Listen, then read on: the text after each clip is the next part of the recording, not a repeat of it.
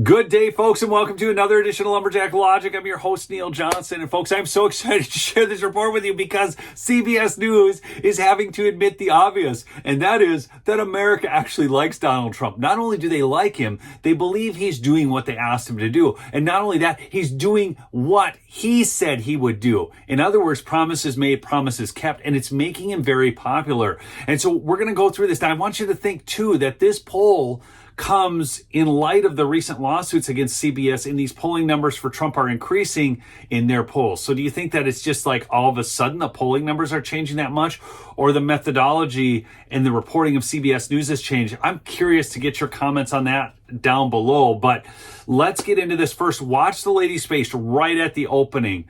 She's perplexed. Our CBS poll finds that a majority of Americans, 53%, approve of the job he's doing. That's a better approval number than he ever reached during his first term in the White House. Joining us with more is our Executive Director of Elections and Surveys, Anthony Salvanto. Good to see you, Anthony. What's driving this? I will keep it simple, Margaret.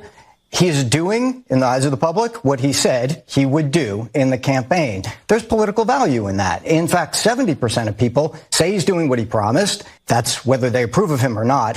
Now, there's another part of this that continues over from the campaign. There were words that he was described as being tough, being energetic, and he still is today in big majority numbers. So as people take a look in these first few weeks, there's been a lot of activity. They're getting that general sense of governance, and that's being reflected in these early numbers. So that's perception. What about the actual policies? Yes, but that's just perception. Tell us about the actual policies. Is he really doing it? Yes, he is actually doing it. He's not duping the American people, and he's tough, energetic, focused, all of those things.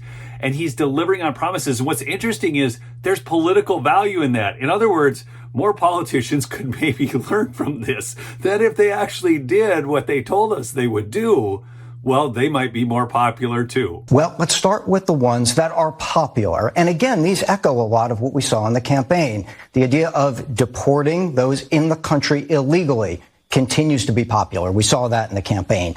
Sending troops to the U.S.-Mexico border. Again, majority in favor. We'd seen that in the campaign. For his supporters in particular, the focus on ending DEI is popular. We had seen in the campaign a lot of them thought those processes had gone too far. Look, this has to be cataclysmic for the media. I mean, the mainstream media. Put yourself in their shoes for a minute. They went on an 9-year really, barrage against Donald Trump. And the only thing they did was make him more popular. And these policies, which seem so common sense, I mean, securing our border, deporting illegals, DEI, ending DEI, that Americans actually want. And they campaigned in their media campaigns against that as well, saying that, oh, no, we need to allow these people here. And, oh, you're going to pay more for Corona and limes and guacamole and stuff. It's just, their arguments are so ridiculous. But so now they're going after, of course, in their recent barrage against Elon Musk, right? Because he's working with Trump and he's really the one running the show. And I don't think we're buying that. I mean, really, does anybody here in my audience think that Elon Musk is running the show and Trump's taking orders from him? So ridiculous. But, and then I thought Trump was a dictator.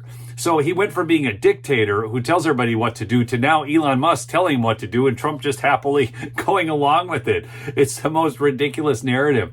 But one of the things that I think was really amazing, and a number that they didn't discuss, and you can see below right now, but in his first weeks in office, do you feel Trump is doing more, as much, or less than you expected?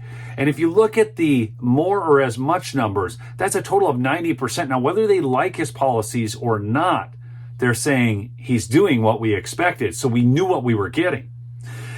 Is that more things that you mostly like or more things you mostly dislike? And here's the biggest number of the poll, folks. 61% mostly like, 39% mostly don't like. 61-39. It's really hard to reach that kind of plurality in America right now, as divided as the country is. So when you see a 61-39 number, that's a big win. Now, we're going to get into specifically Stephen Miller. I've got a clip of Stephen Miller here on Fox with Maria Bartiromo. and you're going to hear some of the things. How do the Democrats even begin to defend these policies, or how do they go attack Elon Musk for exposing this level of corruption? I mean, we just sent like $50 million. We just found out that FEMA sent $50 million to a hotel in New York to house illegal immigrants. The hotel is owned by Pakistan, and they're sending all this money there, and we can't get aid to people in North Carolina. How do you defend that? Check this out. Yes, the USAID was a slush fund, first of all, for left-wing projects around the globe, like gender surgeries around the world, diversity, equity, and inclusion policies, crazy Green New Deal climate scams, and every other lunatic left-wing project that is bankrupting this country. But even beyond that, it was funding an army of left-wing activists, these NGOs, non-governmental organizations, NGOs. They get billions and billions of dollars, and they use that money to then infiltrate corporate America, to then infiltrate the public sector, to then resettle, for example, at taxpayer expense, millions of illegal aliens into this country, to drive racist equity policies, to drive radical left gender policies. And so what we've learned is that the left's, this mammoth left-wing power structure, plus left-wing media, wasn't organic. It wasn't created naturally. It was funded by taxpayer dollars. And that is why they are screaming and screeching so loud now, is because President Trump is cutting off the slush fund to the organizations that hate and hurt America. It's a new day in America, folks. Cutting off the slush fund for the people who hate America. This is what we asked him to do. This is what he said he would do. Now he's doing it. His numbers are rising. And what is the left-wing media going to do at this point? Now, they're going to keep attacking. We know that.